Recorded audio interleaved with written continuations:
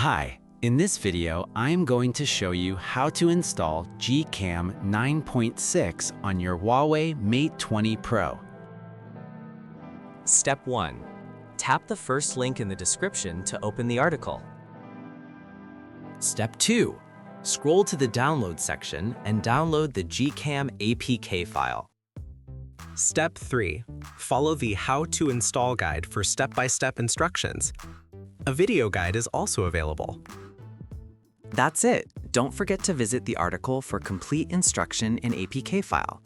Lastly, here's some GCam versus stock camera app comparison.